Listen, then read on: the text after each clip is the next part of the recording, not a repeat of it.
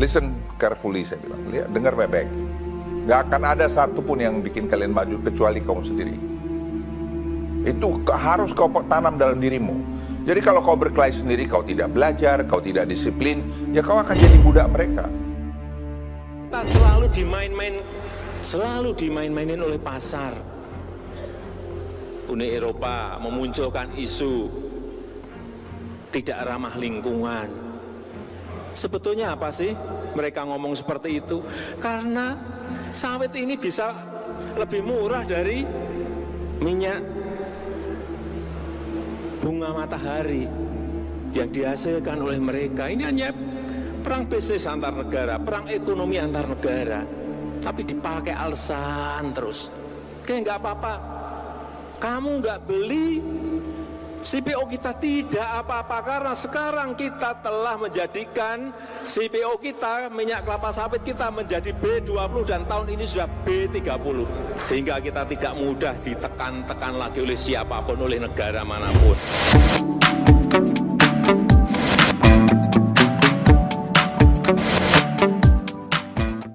Sawit betul-betul merupakan komoditas yang sangat strategis yang memberikan suatu kontribusi ya, khususnya terhadap perekonomian Indonesia ya, penghasil devisa yang cukup besar dari hasil ekspornya, penyediaan lapangan kerja yang cukup besar, ada lebih dari 16 juta pekerja yang terlibat di dalam perkebunan maupun industri kelapa sawit ya. Jadi potensi ini harus dipertahankan. Tidak akan ada satu negara maju pun, ya let me repeat ya, tidak ada satu negara maju pun di dunia ini yang akan menarik kamu untuk jadi negara maju. Jangankan terus negara maju, high income country aja enggak. Tingkat produktivitas sawit yang sangat tinggi ini tadi ya, ini sawit itu sangat kompetitif ya, di dalam perdagangan internasional untuk minyak nabati ya. Minyak nabati dikaitkan dengan misalnya sunflower, rapeseed, soybean oil dan lain sebagainya ya. Jadi ini kompetitif sekali, sehingga bagi negara-negara penghasil minyak nabati di luar sawit yang khususnya berada di negara Eropa, misalnya di Amerika, misalnya, ini menjadi suatu tantangan ya, sehingga saya lebih melihatnya ini adalah merupakan suatu kompetisi bisnis gitu ya, suatu kompetisi bisnis, sehingga mereka mengambil langkah-langkah untuk melakukan suatu campaign gitu yang dalam tanda petik campaign negatif agar supaya menjatuhkan sawit tadi, ya, mengeksklud sawit ini tadi dari perdagangan minyak nabati dunia. Pabrik mereka itu sudah ada di Indonesia semua loh Pak. Kalau ini nanti ditutup total, bukan hanya Indonesia itu, Eropa juga goncang Pak. Eropa juga goncang. Artinya ini jangan-jangan kebijakan ini tidak didesain sedetail itu gitu dampaknya. Jangan-jangan mereka lose terhadap dampak itu. Kalau toh petani pasti terdampak dan sebagainya. Tetapi justru secara paradok yang paling terdampak justru mereka loh. Bak senjata makan tuan, Uni Eropa bakal terdampak dari kebijakan yang ia buat sendiri. Pasalnya Uni Eropa mengonsumsi produk yang dilarangnya. Diketahui Komisi Uni Eropa atau UI pada 6 Desember 2022 lalu telah menyetujui Undang-Undang Produk Bebas Deforestasi.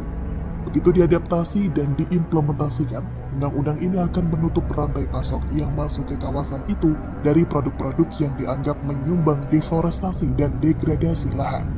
Kebijakan Uni Eropa yang dikemas dalam The European Green Deal atau EGD dengan target mencapai netralitas karbon pada tahun 2050 dan mengurangi emisi gas rumah kaca hingga 55% pada tahun 2030. Begitu diadaptasi dan diimplementasikan, undang-undang ini akan menutup rantai pasok yang masuk ke kawasan itu dari produk-produk yang dianggap menyumbang deforestasi dan degradasi lahan dan langsung berdampak pada komunitas pertanian di negara asal termasuk Indonesia. Uni Eropa itu sudah menerapkan undang-undang yang disebut dengan EUDR ya. Jadi ini European Union Deforestation Free Regulations ya. Yang antara lain di situ dia mengatur ya agar supaya produk-produk yang dihasilkan dari deforestasi itu tidak boleh masuk ke Uni Eropa. Parlemen Eropa, Uni Indonesia, ketemu saya bilang mereka, oke, kalau kita ekspor sama kalian 3 juta ton kelapa sawit, palm oil, ya secara bertahap kami akan divert ke Afrika. Ya enggak apa-apa, kalian nggak ada, kan Afrika masih ada.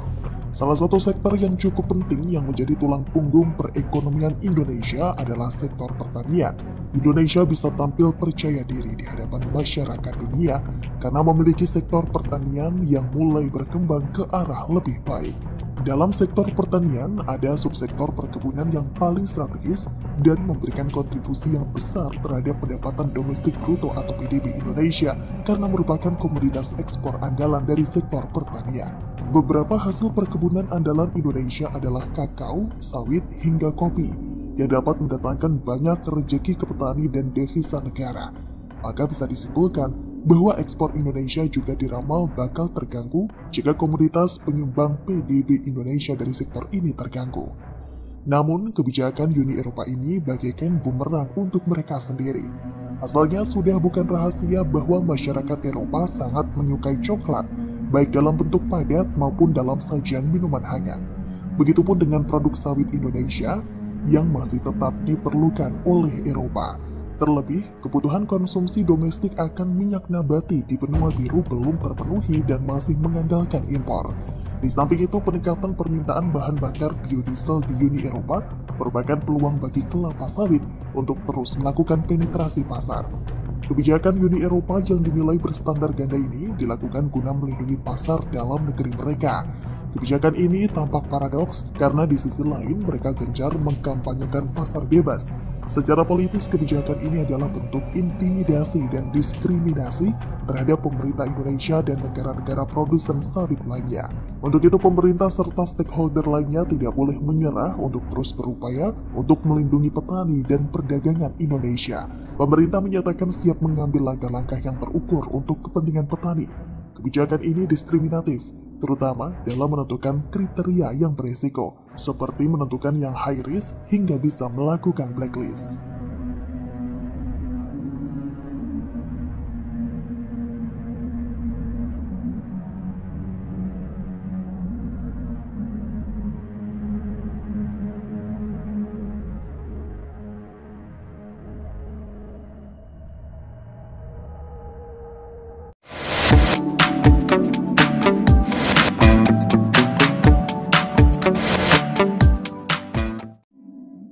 Indonesia kembali akan membuat gebrakan besar. Sebuah mega proyek infrastruktur dikabarkan akan hadir di Indonesia Timur, tepatnya di Pulau Sulawesi dalam waktu dekat. Mega proyek tersebut diketahui merupakan pembangunan sebuah jalur laut atau terusan yang menghubungkan dua perairan di Pulau Sulawesi. Menariknya, pembangunan mega proyek terusan ini nantinya akan membuat Pulau Sulawesi terbagi menjadi dua bagian. Hal tersebut dikarenakan mega proyek terusan ini benar-benar membuat Pulau Sulawesi terpisah menjadi dua bagian yang terpisah. Rencananya mega proyek terusan ini akan diberi nama Terusan Katulistiwa dan pembangunannya akan berlangsung di Sulawesi Tengah. Terusan Katulistiwa ini direncanakan akan memiliki panjang 28 km dan menghubungkan Selat Makassar dan Teluk Tomini. Rencana pembangunan mega proyek Terusan Katulistiwa ini disebutkan sedang diupayakan oleh pemerintah daerah Sulawesi Tengah. Upaya menghubungkan dua perairan yang ada di Pulau Sulawesi ini tentunya bukan proyek ikan teri. Proyek raksasa ini tentunya merupakan salah satu ambisi besar Sulawesi Tengah untuk memiliki sebuah jalur transportasi laut baru di wilayah Indonesia Timur. Mega proyek Terusan Katulistiwa ini disebut sudah dimasukkan ke dalam Rencana Pembangunan Jangka Menengah Daerah atau RPJMD Sulawesi Tengah tahun 2021-2026. Upaya membelah Pulau Sulawesi menjadi dua bagian sendiri sejatinya telah hadir sejak beberapa waktu lalu. Hanya saja rencana Terusan Katulistiwa ini tidak pernah menunjukkan perkembangan yang berarti dari tahun ke tahun. Akan tetapi belakangan, pemerintah daerah Sulawesi Tengah mendorong terwujudnya mega proyek Terusan Katulistiwa ini. Salah satu faktor mega proyek Terusan Katulistiwa ini hadir kembali adalah pindahnya ibu kota Indonesia yang semula berada di Jakarta menuju ke ibu kota Nusantara atau IKN. letak ibu kota Nusantara yang berada di Pulau Kalimantan, tepatnya di Provinsi Kalimantan Timur ini, dianggap strategis dan coba dimanfaatkan betul oleh Sulawesi Tengah. Secara geografis, letak Sulawesi Tengah ini memang berdekatan dengan Kalimantan Timur. Upaya menghadirkan jalur transportasi laut yang baik pun dikedepankan. Jika rencana pembangunan mega proyek terusan Katulistiwa ini benar-benar terjadi, maka Selat Makassar dan Teluk Tomini akan terkoneksi satu sama lain. Kapal-kapal yang melintas pun akan sangat diuntungkan karena perjalanan yang jauh lebih singkat dan hemat melalui terusan Katulistiwa yang akan membelah Pulau Sulawesi menjadi dua bagian. Indonesia merupakan negara kepulauan terbesar di dunia yang memiliki potensi untuk menjadi poros maritim dunia. Poros maritim dunia bertujuan menjadikan Indonesia sebagai negara maritim yang besar, kuat dan makmur melalui pengembalian identitas Indonesia sebagai bangsa maritim, pengamanan kepentingan dan keamanan maritim, memberdayakan potensi maritim untuk mewujudkan pemerataan ekonomi Indonesia. Indonesia yang terletak di persilangan dua samudra, Pasifik dan Hindia, beserta dua benua, Asia dan Australia, sangat berpotensi menjadi jalur perdagangan dunia. Dilihat dari letak geostrategis Indonesia, bahwa Indonesia memiliki 4 selat strategis di dunia, di antaranya Selat Sunda, Selat Lombok, Selat Makassar, dan Selat Malaka. Selat strategis tersebut dinamakan Major Strait. Dikatakan strategis sebab perairan tersebut dilalui oleh kapal-kapal perniagaan yang mengangkut barang, minyak, dan gas dengan jumlah yang besar. Selat Malaka dan Sunda yang menjadi lintas utama jalur perdagangan dari Eropa, Afrika, dan Asia Barat menuju Asia Timur.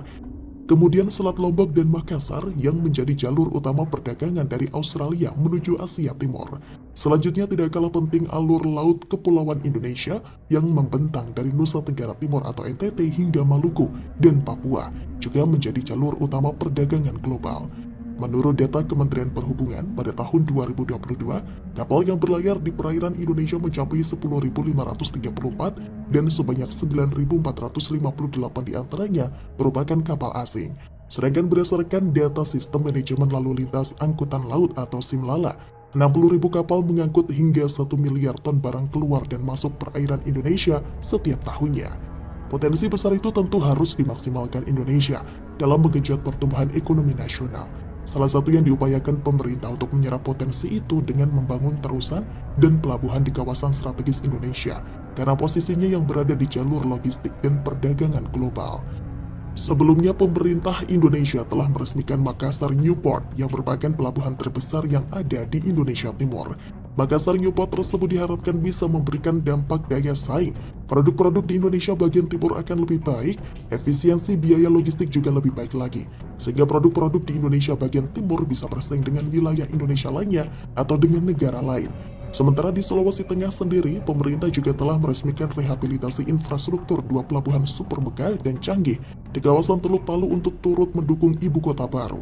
Keberadaan infrastruktur kelautan penting untuk mendukung mobilitas sekaligus memacu perekonomian Indonesia.